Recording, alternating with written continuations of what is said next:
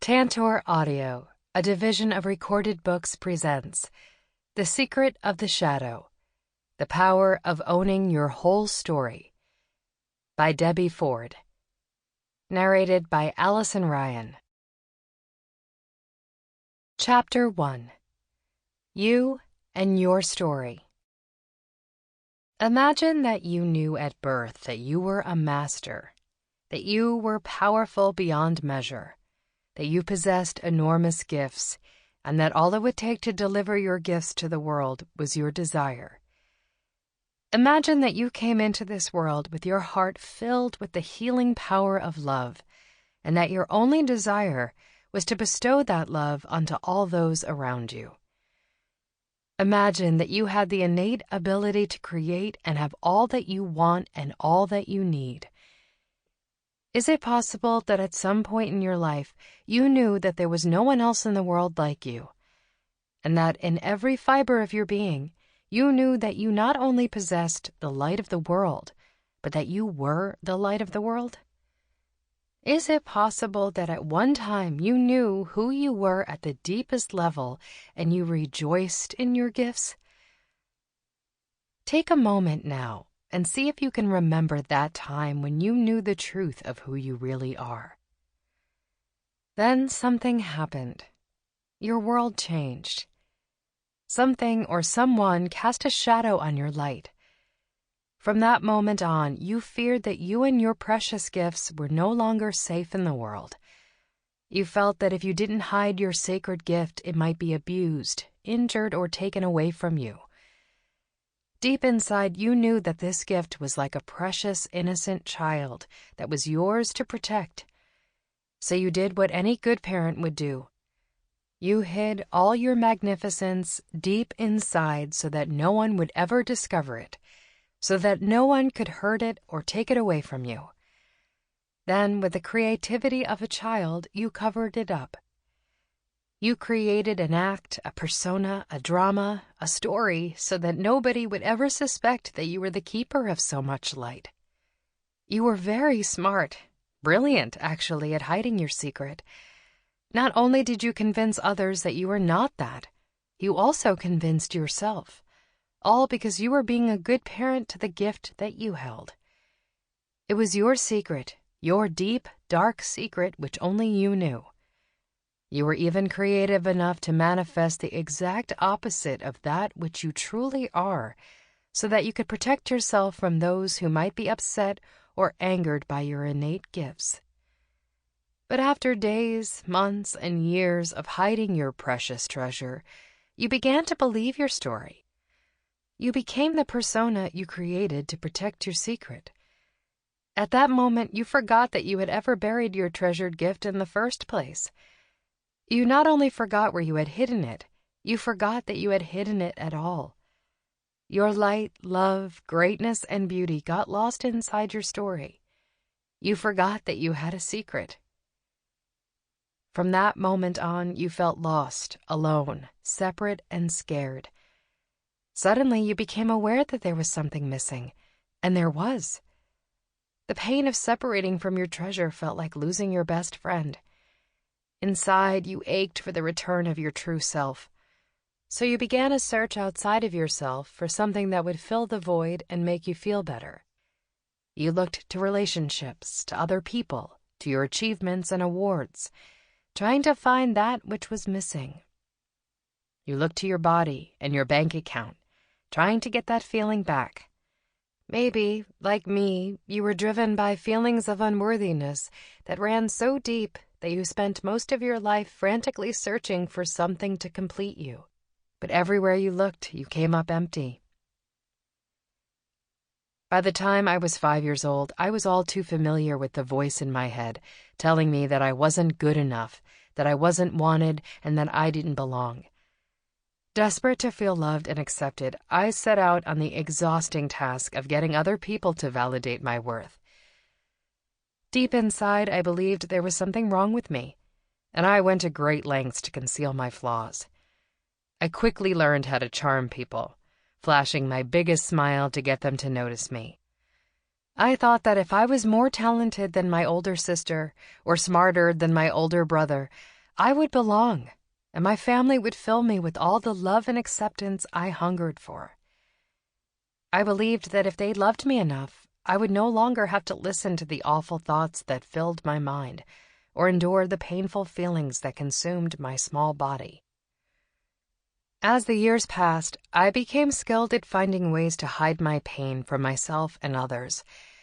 When I couldn't find someone to validate me or tell me I was okay, I would sneak across the street to the nearby 7-Eleven and buy a package of Sara Lee brownies and a bottle of Coca-Cola. That dose of sugar really seemed to do the trick. But by the age of 12, my pain was too big to hide. I felt too tall, too awkward, and too stupid.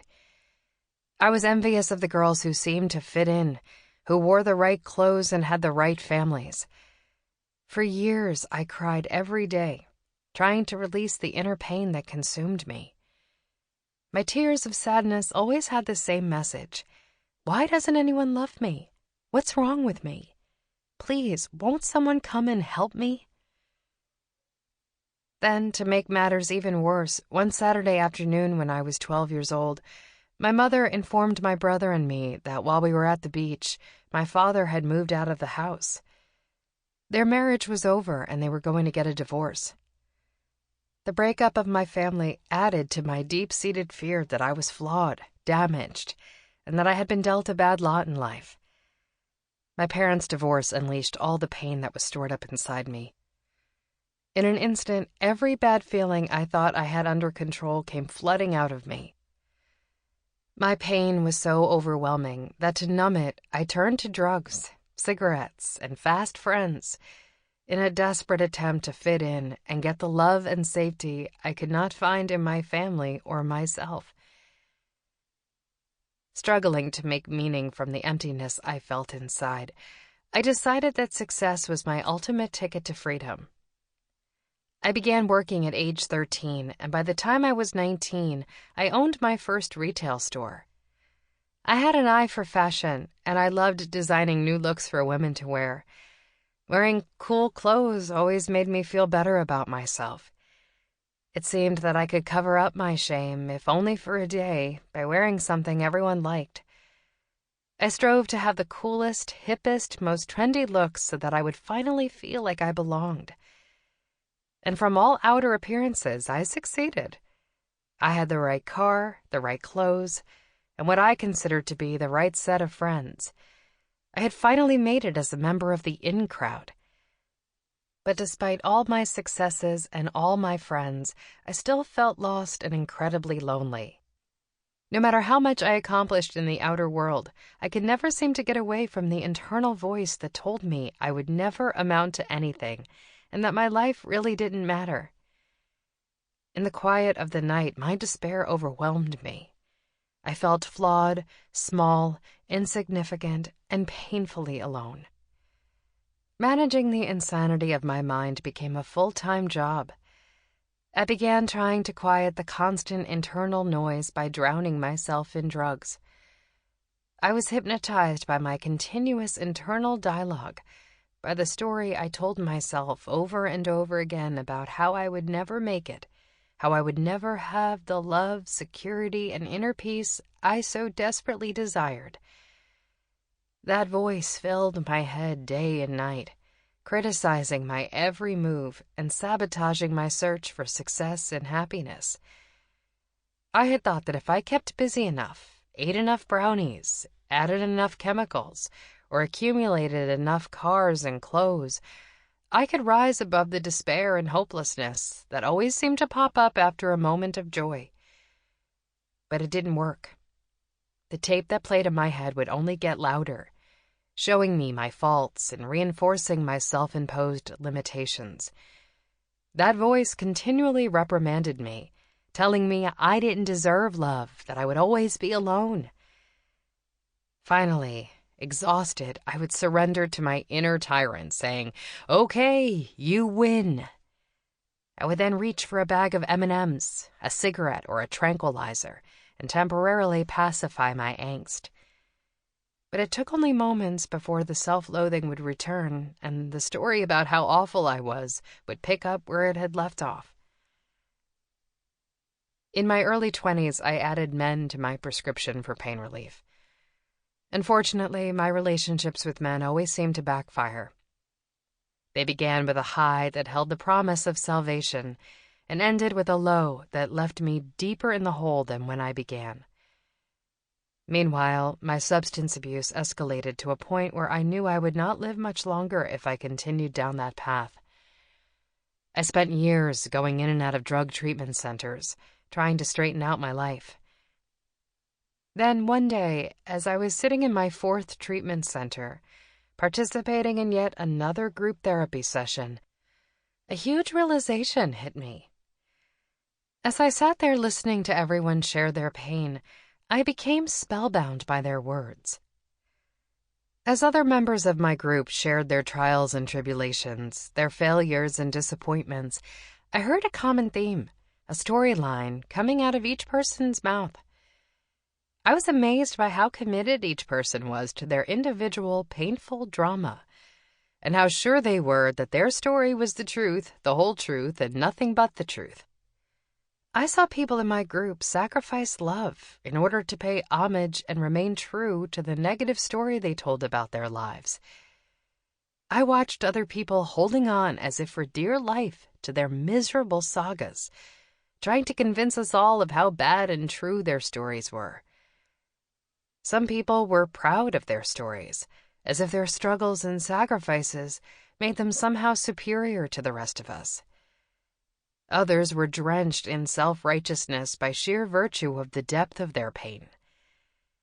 Suddenly, in a flash of clarity, I was able to hear something underneath each person's saga.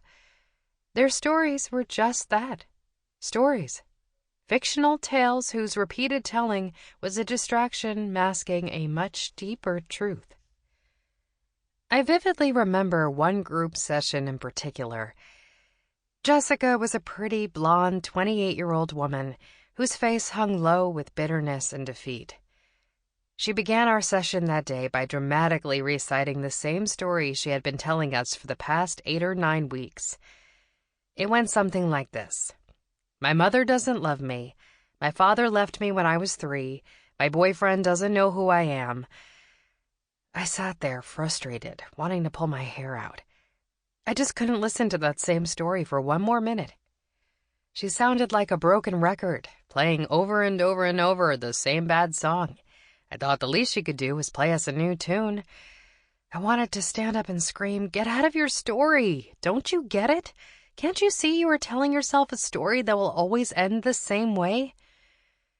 I wanted so badly for Jessica to see that she was keeping herself stuck inside her dead-end tale.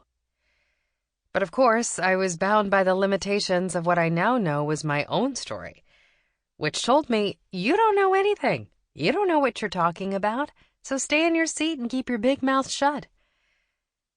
Obeying that voice, I slouched back into my chair and slipped back deeper into my own story. My silence was itself proof that my story had complete power over me. Since I couldn't bear to listen to Jessica whine for one more moment, I tuned her out and turned all my attention onto myself. As Jessica's voice faded into the background, I began to hear my own internal dialogue. Nobody loves me. I can't do this. I'll never be happy. I'm too skinny and too ugly. My life doesn't matter. And the ever-familiar, no one cares about me. As I was sitting there, it struck me that, like Jessica, I too was repeating the same internal dialogue over and over, reciting a version of my life I had heard 1,000,000 times before.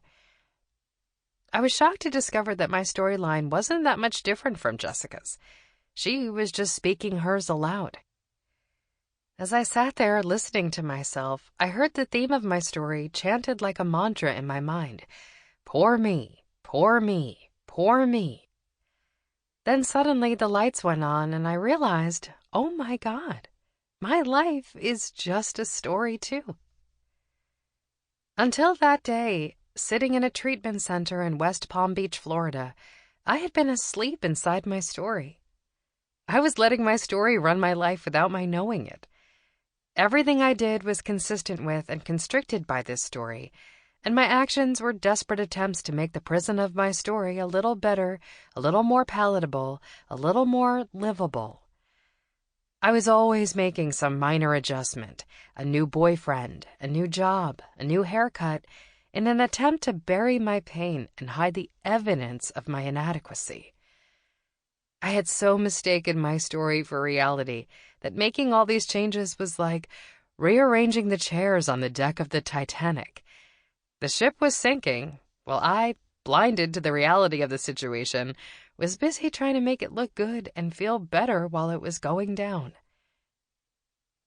It finally occurred to me that there must be more to me than the story I was telling myself. Just as I could see that Jessica, even while stuck in her story, was more than she thought she was, I realized that I too must be more than what my negative thoughts told me I was. And in that moment, I surrendered to the fact that even though I had unknowingly spent years trying to fix my story, I couldn't. True, it was a part of me, but certainly it wasn't the whole me. Although I didn't have a clue as to what was beyond my story, I set out that day on a journey to understand why I had created this story and what purpose it served. I spent the next 10 years of my life examining not only my own story, but the stories of others. While on this journey, I learned 3 very important things. First, we create our life stories in our attempt to become someone or something. Second, our stories hold the key to our unique purpose in life and to its fulfillment. And third, hidden in the shadow of our story is a very special secret. Once this secret is unveiled, we will stand in awe of the magnificence of our own humanity. The story, the theme, and the shadow. Our stories have a purpose. Even though they set our limitations, they also help us define who we are so we don't feel completely lost in the world. Living inside them is like being inside a clear capsule. The thin, transparent walls act like a shell that traps us inside. Even though we have the ability to gaze outside and view the world around us, we stay safely trapped inside, comfortable with the familiar terrain, bound by an inner knowledge that no matter what we do, think, or say, we can go no further. Our stories separate us and draw clear boundaries between ourselves, others, and the world. They limit our capabilities and shut down our possibilities. Our stories keep us apart even while we are begging to belong and fit in. They drain our vital energy, leaving us feeling tired, depleted, and hopeless. The predictability of our stories feeds our resignation and guarantees our fate. When we are living inside our stories, we engage in repetitive habits, abusive behaviors, and abrasive internal dialogues. Like all good stories, our personal dramas always have a theme, which repeats itself over and over throughout our lives. We can decipher our unique themes by listening carefully to the conclusions we have made about the events of our lives. These conclusions shape our existence and drive our personalities. Our conclusions become our shadow beliefs, the unconscious beliefs that control our thoughts, words, and behaviors. Our shadow beliefs establish our limits. They tell us how much love, happiness, and success we are or are not worthy of. They shape our thought processes and define our personal boundaries. Disguising themselves as the truth, our shadow beliefs rob us of self-expression and squelch our dreams. But what's important to realize is that our shadow beliefs contain the very wisdom we need to transcend our current limitations and our discontent. They motivate us to compensate for our shortcomings and drive us to become the opposite of what we tell ourselves we are. Our shadow beliefs drive us to prove that we are worthy, that we are lovable, and that we are important. But left unattended, these shadow beliefs turn on us, sabotaging the very things we most desire by letting their negative messages limit our lives. Why you need your story. We stay wrapped in our stories securely placed inside our capsules, so we can hold on to the comfort of what we know and rest in the safe and familiar feelings of being at home. When life gets difficult and we begin to confront the pain of our own limitations or the disappointment of living below our self-imposed standards, at least we can count on one thing: the predictability of our stories. Our stories give us something and someone to identify with.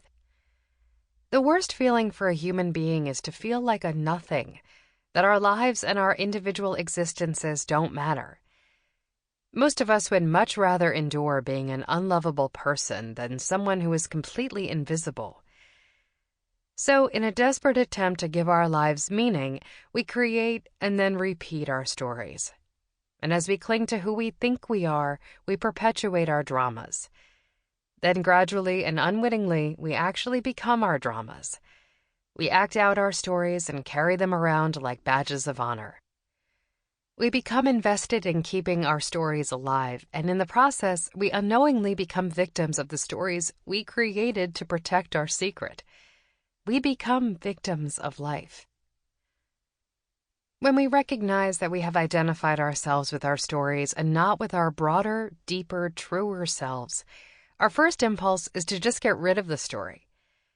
But because we have become our stories and have allowed them to dictate the scope and course of our lives, a scary question arises. If we aren't our stories, who are we? Outside our stories, life feels scary and uncontrollable. It reeks of unpredictability and uncertainty. We fear that if we let go of our dramas, we will lose our identities and whatever place we hold in the world. Who will protect us? Who will love us? To what will we belong? This is a devastating prospect for any human being. The unconscious fear that drives our stories is that if we surrender our identities, slow down, and go inside, we will be devoured by the emptiness. Our resistance to being nothing, to having nothing, and to being a nobody is at the very core of our human struggle. Our fear of non-existence is so deep that most of us settle for a repackaged version of the self we know, rather than wake up inside the unknown. I spent most of my life struggling to be a somebody, to have a purpose and a life of meaning. Yet over the years, my spiritual search has taught me that in order for me to be free to be the special, unique woman that I am, I must embrace both the vastness of my divinity and the insignificance of my humanity. I must embrace the fact that I am everything and nothing. My rabbi, Moshe Levin, once told me a story that comes from the Talmud. A person is asked to write on a piece of paper the words, "I am nothing but dust and ashes," and to place that piece of paper in his pocket and meditate upon it. He is then asked to write on another piece of paper the words, "The entire universe was created just for me," and to place it in his other pocket. As the seeker meditates on both realities at the same time, he realizes that both are true. If we look at life from the largest perspective, we see that we are merely specks. Until we embrace our absolute nothingness and our own insignificance, we will forever be chasing the experience of being somebody. But once we surrender to the fact that we are everything and nothing, once we embrace both the story and beyond, the shadow and the light, we become whole, integrated human beings. We open ourselves up to a world beyond that which we know. We can then have the grand experience of seeing that we belong to and are a vital piece of the entire universe. We will be able to marvel in the realization that the entire universe was created just for us. Then we will grasp the enormity of our true essence. I know that for some of you this may be a difficult concept, and you may not feel ready for it or comfortable with it yet. But I promise you that if you allow yourself to open up to this idea and explore it, a new possibility will arise. When you embrace both your wins and your losses, your frailties and your strengths, your vastness and your nothingness, you will feel safe enough to allow your divine secret to emerge. Only by returning to the state of wholeness will you feel worthy and deserving of expressing the highest truth about yourself. The false self. Our stories are like old friends. Even if they talk too much, at least we know what we are getting. An alternative that feels less threatening than connecting with a group of strangers. Most of us repeatedly choose the comfort of what we know, staying inside our limited realities just so we don't have to face the terror of that which we don't know. But brewing beneath the surface is a deep discontent about the false self that we have created and the story that goes along with it. This is where the struggle begins. This discontent is always pushing us, whispering in our ears, there has to be more than this.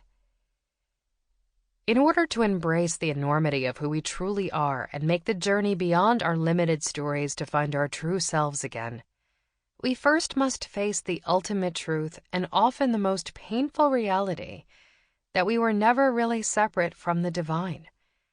We are a piece in a divine puzzle. We may look separate, we may act separate, and most of us will go to our graves believing that we are separate, but our individuality is nothing but an illusion. It's a painful distraction that keeps us trapped in an endless chase for something more, better, or different than what we already have. And it's a futile chase because it's based on the incorrect conclusion that we are somehow flawed. In our separateness, we struggle to create bigger and better versions of ourselves, trying desperately to fix what we believe is broken. We abandon our naturally divine selves and frantically try to ground ourselves in our own unique identities. We forsake our divine selves for our self-image. But that self-image, the identity we are chasing, is not who we are. It's the false self we've created to define ourselves. Our false self is the main character in our stories, and we mistakenly believe ourselves to be that person. It is our persona, the image we create to give ourselves a distinct identity. And our stories are our desperate attempts to make sense of our existence, to define what cannot be defined. Our stories are where our false selves reside. Our false selves are the heroes and the victims and the stars of our stories. They keep our stories intact and pacify us with a false sense of predictability and security. Separating from the divine. The moment we identify with our false selves, the moment we believe ourselves to be our stories, we fall out of the hands of the divine and enter into the small illusion of me, separate and alone. Then the game begins. The game of, look at me, I am separate from you. We engage in this charade because it allows us to hold on to the illusion that we are really separate and individual beings. Even if we intellectually understand by this point on our spiritual journey that we are all one, we continue on an unconscious level to fight for the separate life we are familiar with and to avoid the experience of oneness.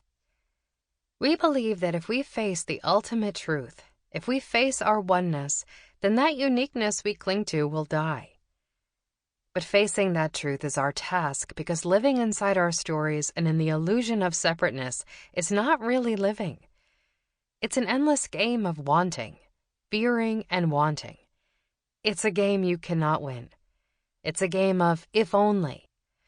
If only I were rich, famous, healthy, smarter, wiser, faster, shrewder, or younger, I would be able to win this game and find the happiness I deserve. If only I knew more people, had a better job, or had my own business, I would have what I need and be happy. When I get my new house, new car, new girlfriend, or some new clothes, I will feel so good. If only I were appreciated, respected, loved, or seen, I would fulfill my deepest desires. Or maybe your game is about getting rid of something. If only I weren't so selfish, fat, lazy, angry, bitter, tired, or broke. If only my children, husband, or mother would stop acting out. Or the big ones. When I finally arrive at my perfect body weight or find my life purpose, I will be content. This is an unwinnable game. It is a trap, an endless maze with no way out. We work day and night trying to manipulate, strategize, and figure out ways to win the if only. Sample complete. Ready to continue?